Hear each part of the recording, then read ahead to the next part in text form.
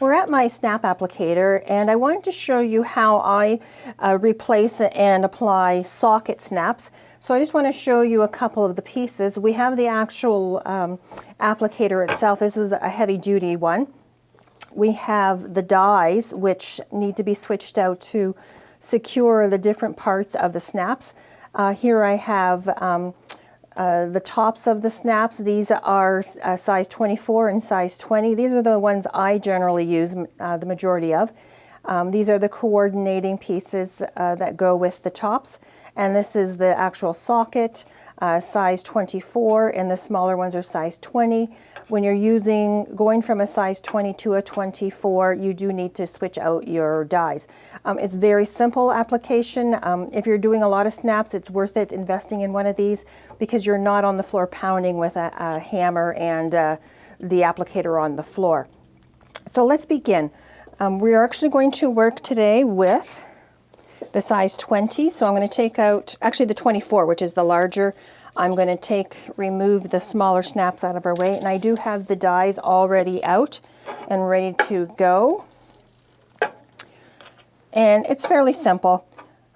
This is our base, and the good side actually fits nicely into there of the snap. It's rubberized to help protect. It goes in the bottom, and the top part of our die, which will fit into this portion, just gets screwed into the top of the applicator. And the top portion just gets screwed on to the top. This will ensure that everything is lined up. We only have to put the top portion on just lightly. Don't tighten it. There's no need to tighten it, and you'll find we're going to be taking it out in a second anyways. I've already created some holes in this fabric. This is going to be, let's consider this the wrong side of the fabric. When I put my two snaps, I want to show you how we can snap them together. So what we're going to need is to put the good side of the snap, which is the top, and to help get it through the hole, I always like using an awl. Anything sharp like this that will help guide that through my material, unless there's a really clear hole. But that will help to guide that through. So we've got the top portion of the snap through our material, guided through by the awl. What I'm going to do is take my snap, place it into the bottom die, and I'm going to get the coordinating socket. It goes right on there, like that. And all we need to do is pull the handle and everything is lined up. Pull down.